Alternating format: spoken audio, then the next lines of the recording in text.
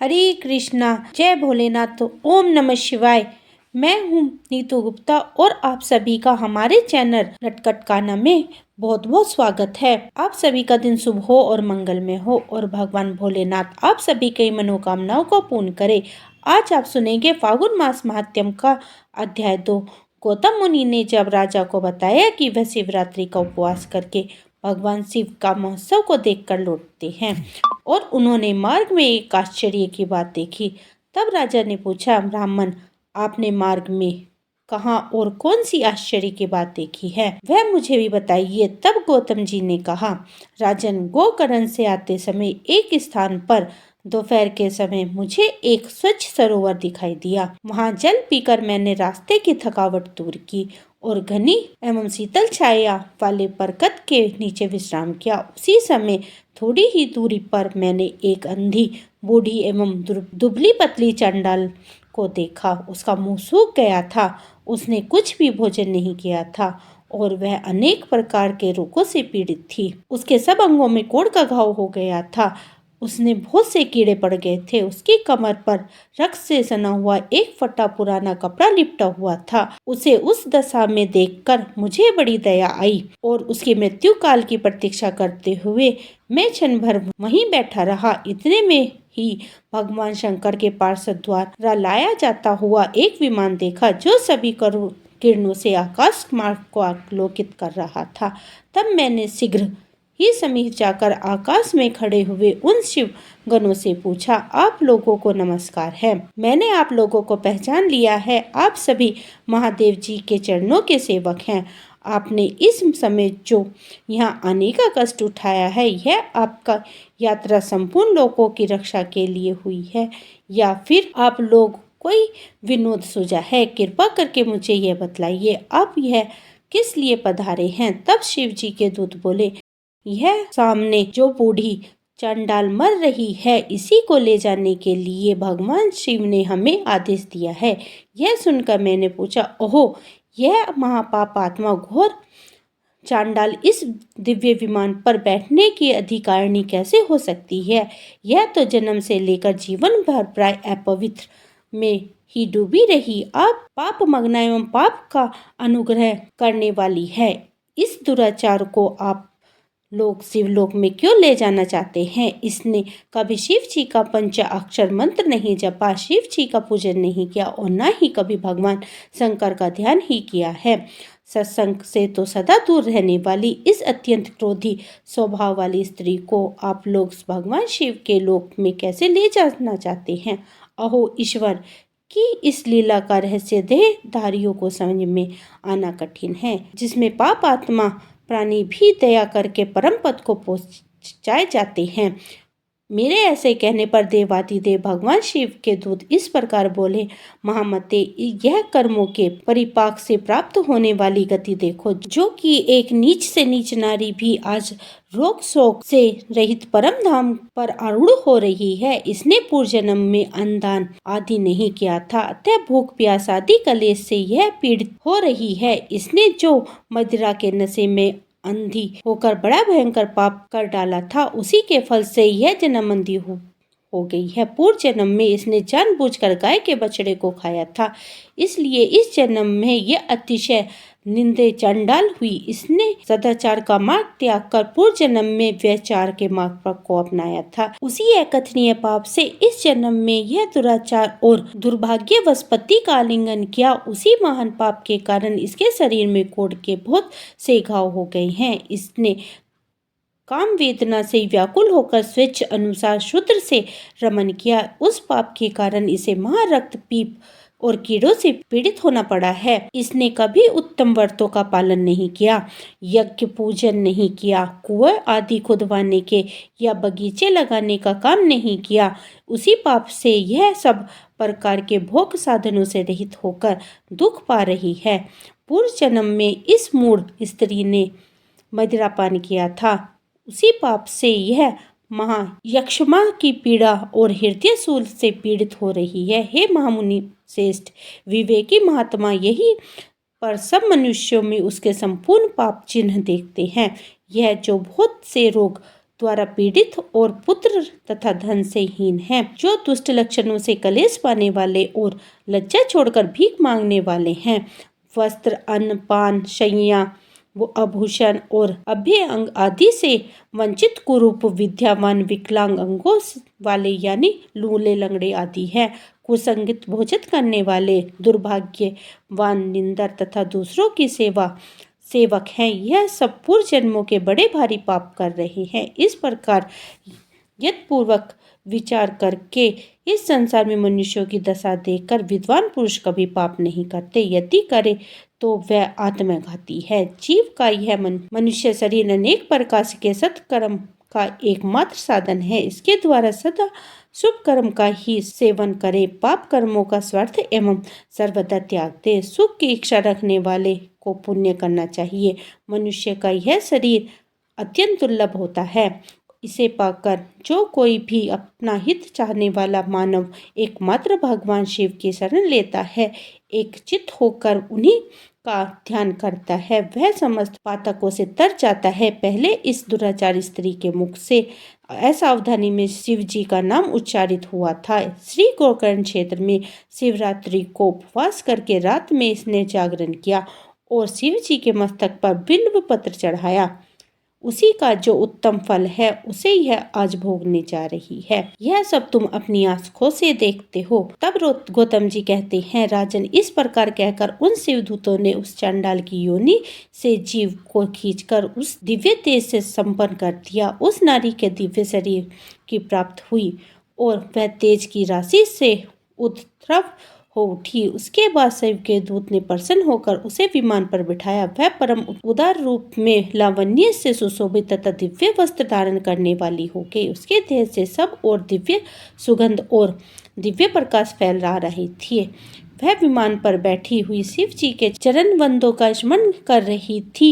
उसे वे पार्षद भगवान महादेव जी के समीप ले गए। उस समय सब लोकपाल आश्चर्यचकित होकर यह सब देख रहे थे। राजन गिरजापति, भगवान शंकर के प्रति लेस मात्र भक्ति का यह अत्यंत आश्चर्यजनक महात्म्य मैंने तुम्हें बताया है, जो समस्त पापों की राशि का विनाश करने वाला है। तब राजन ने पूछा, भगवान परमेश्वर शिव का उत्तम लोक कैसा है?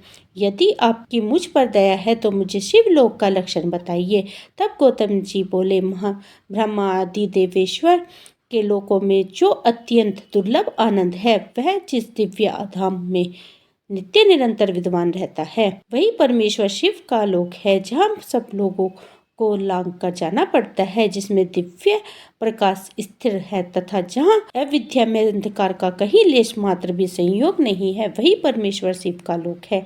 जहाँ काम, क्रोध, लोभ और मद आदि विकार निवास नहीं करते तथा जहाँ जन्म आदि अवस्थाएं प्राप्त नहीं होती, वह परमेश्वर शिव का लोक है। जो लोग भगवान शिव की भक्ति से परिपूर्ण हैं, वे ही इस दिव्य धाम को जाते हैं। जो भगवान शंकर की कथा सुनने और कहने में हर्ष का अनुभव करते हैं, केवल शांति में जिनकी स्थिति हो, जो सब प्राणियों में अकारण से हृदय और मोह रहित हैं, यह संसार चक्र को लांघ कर भगवान शिव के आनंदमय धाम को पाकर सुखी होते हैं। राजेंद्र, इसी प्रकार तुम भी गोकर्ण क्षेत्र में भगवान शंकर के स्थान पर जाकर उनके दर्शन से समस्त पाप राशि का निवारण करो और कृतज्ञ हो जाओ। वह सब समय में स्नान करके महाबल शिव जी की पूजा करो और शिव चतुर्थी का एकत्र पूर्वक उपवास करके रात्रि में जागरण तथा बिल्व पत्र द्वारा भगवान शंकर की पूजा करो। इससे तुम्हारे सब पापों से मुक्ति होकर शिवलोक को प्राप्त करोगे। ऐसा कहकर मुनिवर गौतम प्रसन्नता पूर्वक मिथिलापुरी को चले गए। तब राजा मित्रसेन गोकर्ण क्षेत्र में गए। महाबल नाम से प्रसिद्ध महादेव जी के दर्शन और पूजन करने से वे उनके समस्त पाप राशि धुल गई। उन्होंने भगवान शिव के परम धाम को प्राप्त कर लिया। जो मनुष्य भगवान शिव की इस मनोहर कथा को प्रतिदिन भक्ति पूर्वक सुनता तथा सुनाता है, वह परम गति को प्राप्त होता है। श्री सूत जी कहते हैं, भगवान शिव गुरु हैं, शिव देवता हैं, शिव ही प्राणियों के बंधु हैं, शिव ही आत्मा और शिव ही जीव हैं, शिव से भिन्न दूसरा कुछ भी नहीं है। भगवान शिव के उद्देश्य से जो कुछ भी दान जप होम किया जाता है उसका फल अनंत होता है। यह समस्त शास्त्रों का निर्णय है। जो एकमात्र भगवान शिव का भजन करता है वह सब बंधनों से मुक्त हो जाता है। जो प्रीति अपने पुत्र, स्त्री और धन में की जाती है वह यदि भगवान शिव की पूजा में की जाए तो वह उद्धार कर देती है। इसलिए कितने ही महात्मा पुरुष भगवान शिव की पूजा के लिए संपूर्ण विषय रूपी मदिरा को छोड़ देते हैं। वही जीव सफल हैं जो भगवान शिव की स्तुति करती हैं। वही मन सार्थक है जो शिव के ध्यान में संलग्न होते हैं। वे ही कान सफल है जो उनकी कथा सुनने के लिए उत्सुक रहते हैं। और वही दोनों हाथ सार्थक है जो शिव की पूजन करते हैं। वे नेत्र धनी है जो महादेव जी की पूजा के दर्शन करते हैं। वे ही मस्तक धन्य है जो भगवान शिव के सामने जाते हैं। वे पैर धन्य है जो भक्ति पूर्वक शिव के क्षेत्रों में सदा भ्रमण करते हैं। जिसकी संपूर्ण इंद्रिया भगवान शिव के कार्यों में लगी रहती हैं वह संसार सागर के पार हो जाता है और भोग तथा मोक्ष प्राप्त कर लेता है। शिव की भक्ति से युक्त मनुष्य चांडाल, पुलक, नारी, पुरुष अथवा नपुंसक कोई भी क्यों ना हो तत्काल संसार बंधन से मुक्त हो जाता है। जिसके हृदय में लेस मात्र भी भगवान शिव के प्रति भक्ति है वह समस्त देहधारियों के लिए वंदनीय है। उज्जैनी में चंद्रसेन नामक एक राजा थे। वे उसी नगर में निवास करने वाले भगवान महाकाल का पूजन करते थे। शिव के पार्षदों में अग्रणीय तथा आलिंगनों को जीतने वाले विश्व वंदनीय मणिभद्र जी राजा चंद्रसेन के सखा थे। उन्होंने राजा पर प्रसन्न होकर एक समय उन्हें दिव्य चिंतामणि प्रदान की जो कौस्तुभ मणि तथा सूर्य के समान दिव्यमान थी। वह देखने, सुनने अथवा ध्यान करने पर भी मनुष्य को मानो मन वांछित वस्तु प्रदान करती थी। राजा उसे चिंतामणि को कंठ पर धारण करके जब सिंहासन पर बैठते थे तब देवताओं में सूर्य नारायण की भांति उनकी शोभा होती थी। राजा चंद्रसेन के विषय में यह सब बात सुनकर समस्त राजाओं के मन में उस मणि के प्रति लोभ की मात्रा बढ़ गई और वे शब्द रहने लगे। एक बार उन सब ने बहुत सी सेना साथ लेकर क्रोध पूर्वक पृथ्वी को कंपित करते हुए आक्रमण कर और उज्जैन के चारों द्वारों को घेर लिया। अपनी पूरी को घिरी हुई देखकर राजा चंद्रसेन भगवान महाकाल के शरण में गए और मन में संदेह रहित करके दृढ़ निश्चय के साथ उपवास पूर्वक दिन रात अनन्य भाव से भगवान गौरीपति की आराधना करने लगे। उन्हीं दिनों उस नगर में कोई ग्वालिन रहती थी। उसके एकमात्र पुत्र था। वह विधवा थी और उज्जैनी में बहुत दिनों से रह रही थी। वह अपने 5 वर्ष के बालक को लिए हुए महाकाल के मंदिर में गई और राजा चंद्रसेन द्वारा की हुई गिरजापति का महापूजन कर दर्शन किया। शिव पूजा का वह आश्चर्यमय उत्सव देखकर उसके मन में भगवान को प्रणाम किया और पुनः अपने निवास स्थान को लौट आए। ग्वालिन के उस बालक ने भी वह सारी पूजा देखी। अतः घर आने पर उसने कौतूहलवश शिव जी का पूजा आरंभ की जो संसार के वैराग्य प्रदान करने वाली है। एक सुंदर पत्थर लाकर उसने घर की थोड़ी ही दूरी पर एकांत स्थान पर रख दिया और उसी को शिवलिंग मान लिया। फिर अपने हाथ से मिलने लायक जो कोई भी फूल दिखाई दिए उन सब संग्रह करके उस बालक ने जल से शिवलिंग को स्नान कराया और भक्ति पूर्वक पूजन किया। उसके बाद कृत्रिम अलंकार, चंदन, धूप, दीप और अक्षत आदि उपचारों से अर्चन करके मनन कल्पित दिव्य वस्तुओं से भगवान के नवधा निवेदन किया। सुंदर सुंदर पत्रों और फूलों से बार बार पूजन करके भांति भांति से नृत्य किया और बारंबार भगवान के चरणों में शीश झुकाया।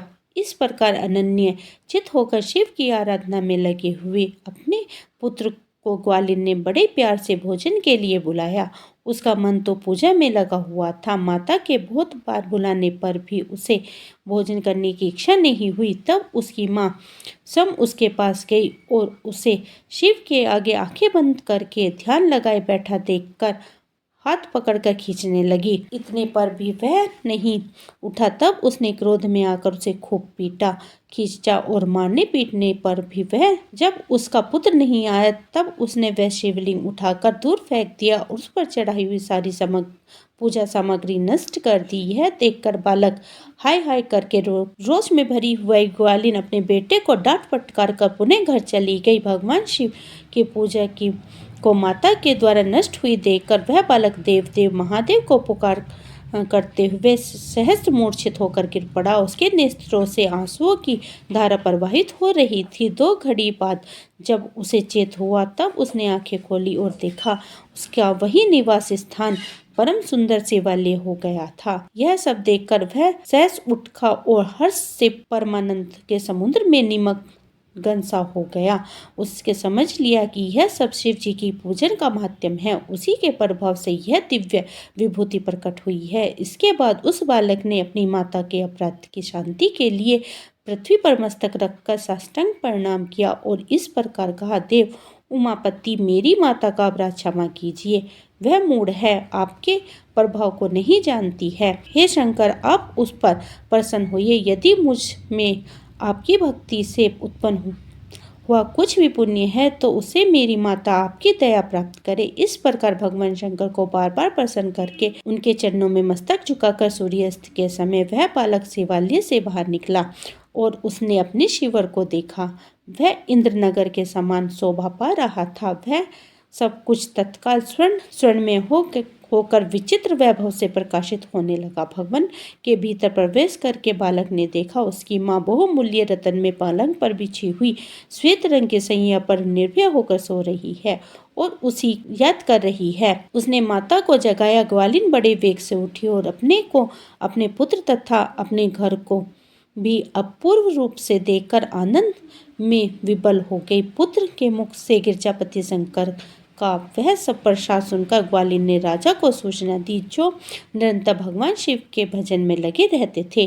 राजा अपना नियम पूरा करके रात में सहज वहां आए और ग्वालिन के पुत्र का वह प्रभाव जो भगवान शंकर के संतोष से प्रकट हुआ था, उसे देखकर स्वर्ण में मंदिर, रतन में शिवालय तथा सुंदर मणिमाणिकों से जगमगाता हुआ ग्वालिन का महल देखकर राजा चंद्रसेन पुरोहित और मंत्रियों के साथ 2 घड़ी तक आश्चर्यचकित होकर परमानंद में डूब रहे। इसके बाद उन्होंने नेत्र से प्रेम के आंसू बहते हुए ग्वालिन के उस बालक को हृदय से लगा लिया। भगवान शिव के इस अद्भुत माध्यम की चर्चा समस्त पूर्ववासियों में बड़े वेग से फैली और वही यही कहते सुनते वह रात मानो क्षण भर में व्यतीत हो गई।